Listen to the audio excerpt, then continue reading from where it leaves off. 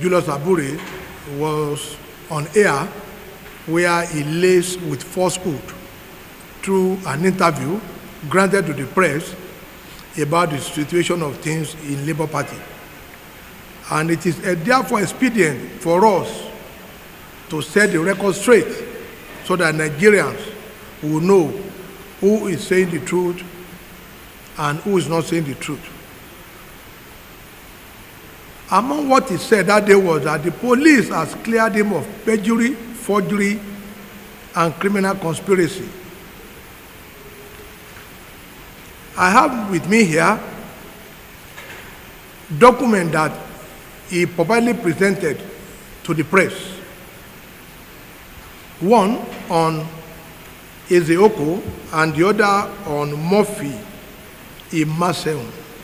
Ezeoko happened to be a gubernatorial candidate in Ebonyi in the last 2023 general election, while Murphy Imaseun was our House of Rep candidate in Edo State.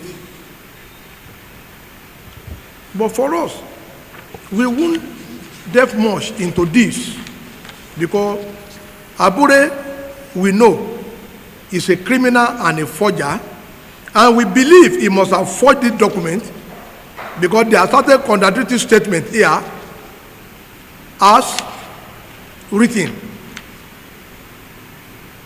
I've given you to the press. Please, you can go. The fair document says on the expert, they said that Murphy Imaseun challenged his substitution in court.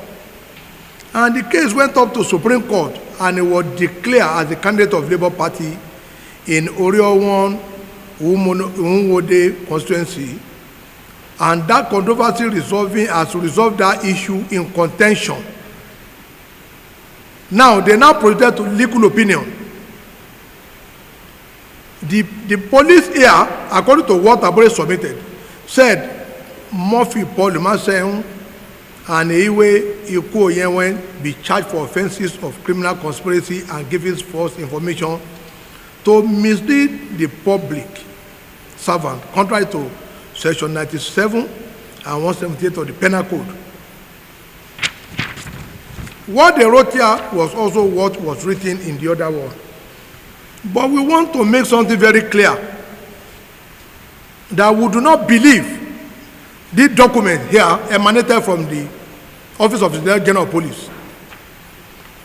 Because they said the complainant here is Murphy. Labour Party did not complain to the Commissioner of Police Escort. Our complaint was forwarded to the then Inspector General of Police, who directed the DIG, Fort Headquarters, Mr. Abatunde Kukumo, to investigate the matter. And that matter had been conclusively concluded that a prima facie case had been established against Abure for forgery, perjury, and criminal conspiracy. Now, if a DIG has given us a certified true copy of the police investigation report, also that report was also duly certified by the FCTI court. I kept wondering if truly this document came from the police. A matter that had been decided by the DIG cannot be reopened by a Deputy Commissioner of Police. So if Abure is saying the police gave him, we therefore urge the police to carry out this arrest. They should carry out this arrest when even themselves said Supreme Court has decided on this matter. I want to make it very clear, we are not in a banana republic where anybody will just chunk out document purported to come from police. The President of Nigeria cannot invalidate even the judgment of customary court. The Inspector General of Police cannot invalidate the judgment of a court. What an insult for anybody to come out and be telling Nigerians that one DCP or Isoba or Eide, We don't know the person, and we are not sure the person signed the document, because we know Abure is a criminal. Why on earth will the police concluded that the matter had been decided by the Supreme Court, and in the judgment Supreme Court confirmed Abure false signature? So they were now telling us that our law justices, they don't know what they are doing. So police will now consider themselves as an appellate court over judgment of a Supreme Court. This is a surprise, and we'll be calling on the Police Service Commission. We'll also be calling on the FCC, and we'll also be asking the Attorney General, they need to verify the authenticity of the document, because no police will tell you they want to review judgment of a Supreme Court. No police will tell you they want to review it. So if you want to charge somebody for criminal conspiracy, which court are you taking the person to? When even the higher court, the highest court in the land, has confirmed that that document was forged. What Abure forged, which they didn't place here, was a letter of voluntary withdrawal written on the 8th of July 2022 to INEC, where he put the seal of a judge, commissioner for oath, and he submitted them to INEC in line with Section 33 of the Electoral Act. We were not the one that submitted it. But he also did the same for Ezeoko. Look at the seal of the court, the judge, commissioner for oath, and he even forged his own treasury single account against the federal government. How will Abure manage to create his own account? We now proceeded. We wrote to the court, because in the Evidence Act, I am not surprised, because Abure attended all the evening law school, which MBA needed to even look into. Lawyers that attended evening law school need to be cross-checked, because for Abure to have known that in the Evidence Act, we wrote to the court through our lawyer, and this is the receipt for the payment. We are not like him that forged the receipt.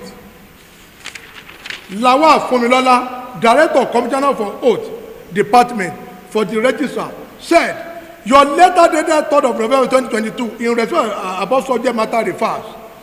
I write to inform you that after careful investigation conducted by the court in respect of the attached copy of letter of voluntary withdrawal, revealed that the government was not sworn in before a commissioner for oath in this court. Who was not sworn in. And a policeman will now be writing to us, will be putting out a public document that document was not forged. So they are now the court, because Lawal Fumilola, this is a certified true copy. So where did Abure get the seal of the court? This is what we are saying. The question of, I didn't sign their signature or they signed, it's none of our business. Our business is this: you took this document to a government institution, purportedly to come from government institution, and you deceived INEC to believe this document was from them. But because even we as a non-lawyer, we know how to present our case, we wrote to the court, and the court replied us on 8th day of November. This is certified true copy, that the document, they were forged. I think we don't need any other thing beyond that, because the institution that issued it has confirmed it that it is forged. We were not the one that wrote this letter. So if the police are not aware, they had better ask him, or they contact Lawal Fumilola, the Director of Communication for Oath Department, or better see our lawyer will forward them with it. Though, like I said, we have a very fine gentleman as Inspector General of Police.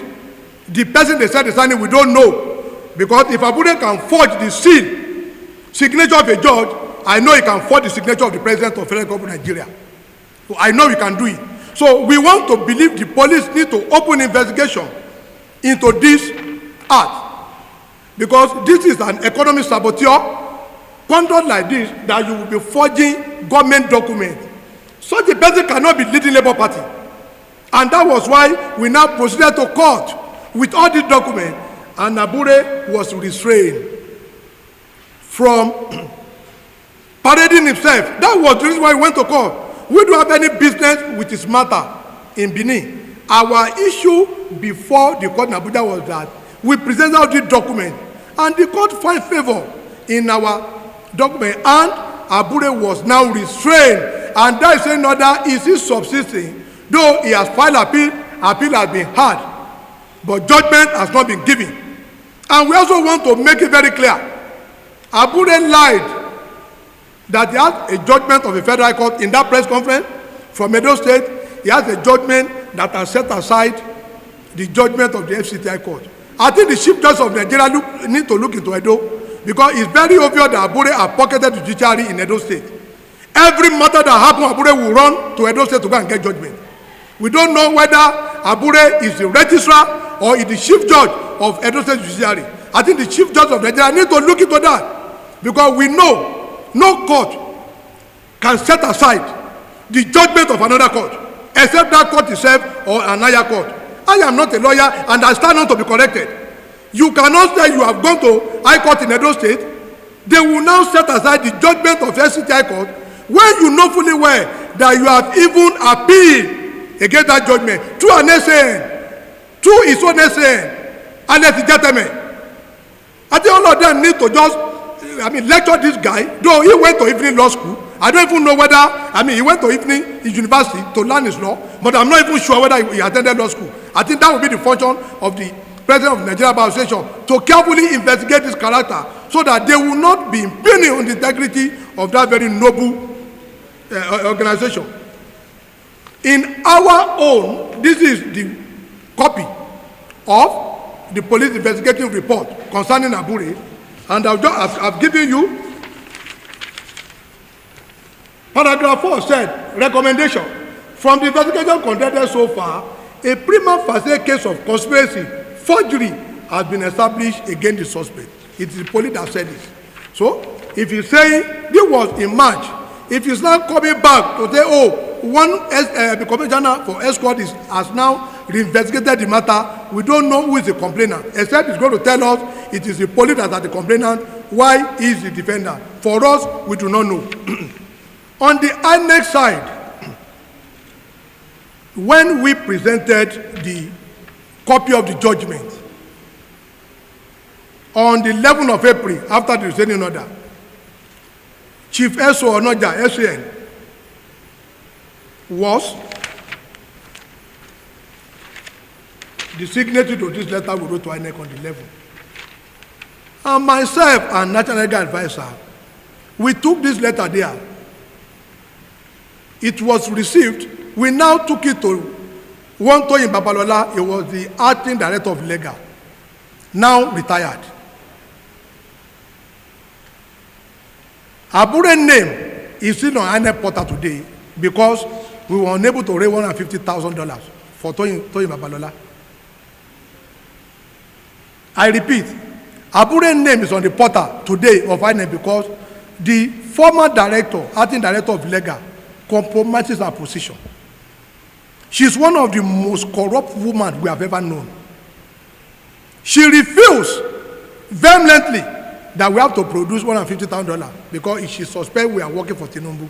How are we working for Tinubu when we presented document for you and we gave her this? She said she will not obey it because as far as she's concerned, it is not in most of civil servant character to wait for their remuneration after retirement. But we should go and borrow $150,000, which we told her we don't have. So I am calling on INEC and the code of conduct. They need to record that woman from retirement. She should come and declare her asset. Because I know for a woman like that, she must have done a lot also for other people. And if she wants to go to court, she's free. But we want her to write petition to the police so that all of us will go there and explain ourselves. But I know that we have big problem with that department in our time.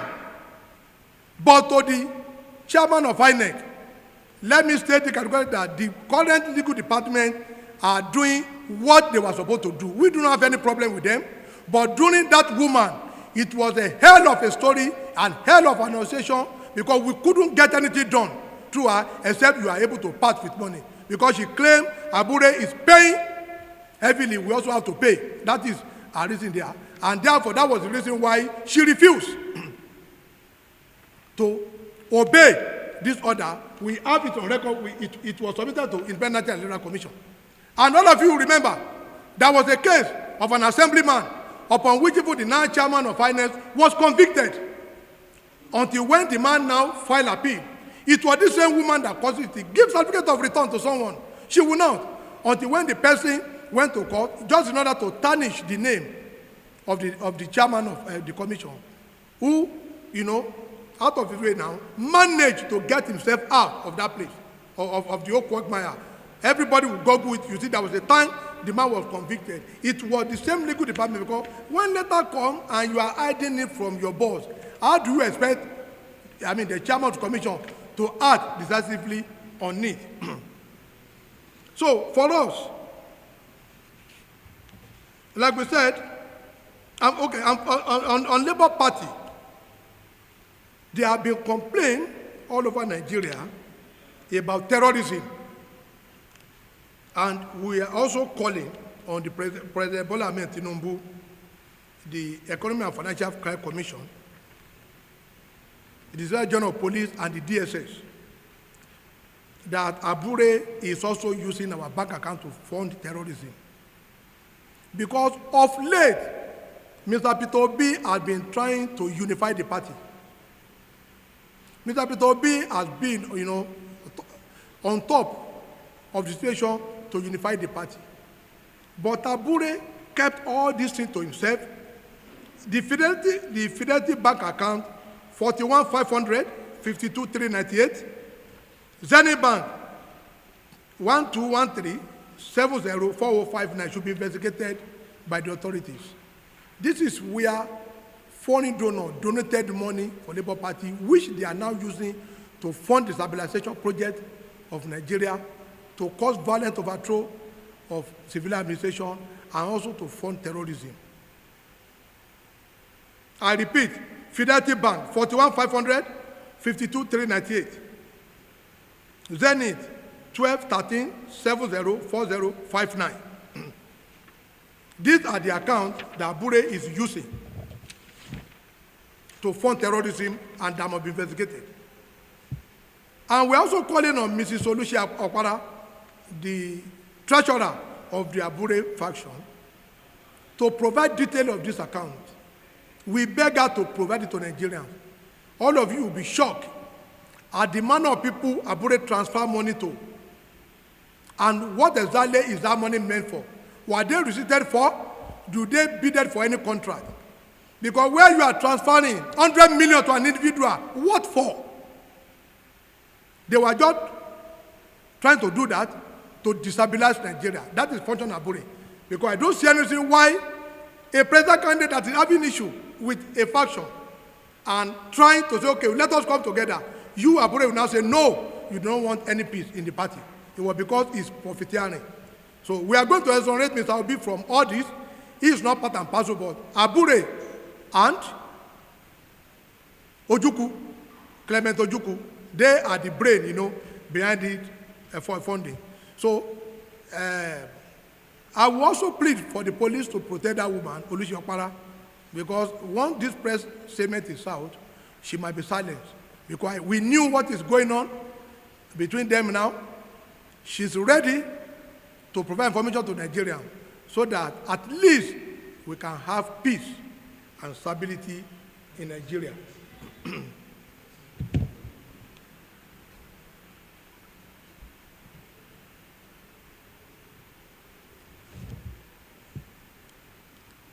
On the issue affecting Nigerians, it will not be good for us to just keep our mouth shut and feel unconcerned about the plight of other Nigerians, even including the speaker here. And thus, I want to address you today on those critical issues facing our nation as the National Public Secretary of Labour Party. Nigeria is confronted with pressing challenges, notably the looming specter of hunger and recent revelations like the AFCC disclosure about financial misappropriation, and if not properly managed, will escalate to what we don't imagine. Hunger is on the land, we all know.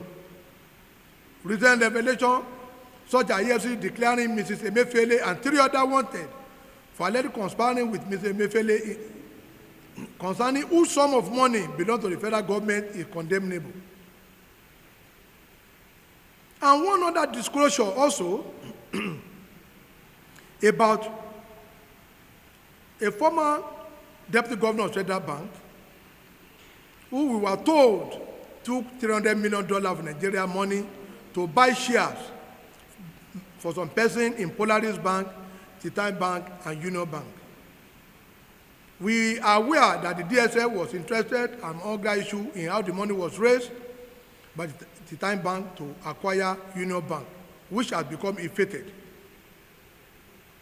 Also, some churches were accused by the CBN private investigator, Mr. Jim Obaze, of sponsoring ring terrorism to the tune of 30 billion. Are we going to continue like this? The former Accountant General, who was accused of stealing 100 billion, has his matter in court back and forth, and nobody knows what is going to happen. Urgent attention is therefore needed to avert further escalation. Why capital punishment for such crime through executive order could be a deterrent fostering accountability. Labour Party believe if there is a capital punishment for this crime through executive order, maybe Nigeria will straighten up and people will not be stealing Nigeria money. President Bola Ahmed Tinubu, yes, he's the president, but we know he's not the creator of the problem. Former President Buhari has been spending 95% of our income to service debt, and this is known to all Nigerians. Therefore, President Bola Tinubu, why not solely responsible, bear the duty of finding lasting solution?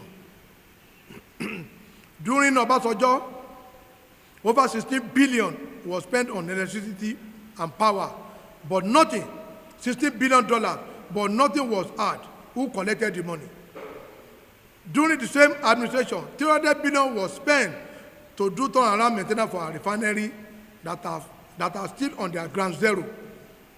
Those who collected government money and failed to execute the project need to be executed, because Nigeria needs to stop corruption. And there is nothing President Bola Ahmed Tinubu cannot do to stop the uprising, because people are hungry, not because of a fault of his own, but he doesn't have a choice. He's the president, and he must stand up to the occasion. President Tinubu should order that any kidnapper or corrupt person arrested need to be executed. Kidnappers who are raping school children, threatening to marry them off, are criminals, and they are not supposed to be put in any police cell. The current administration must address the management of funds in the previous administration, exemplified by their left financial improprieties. Swift legal action are essential, reflecting a commitment to justice and deterring future occurrences. If anyone engages police in a gun duel, such a person should be tagged as an economic saboteur and should be killed instantly. Those caught stealing our crude oil should be bombed and killed inside such vessels, because they are economic terrorists and saboteurs. President Tinubu should know that this uprising could snowball if urgent steps are not taken, because Nigerians are hungry.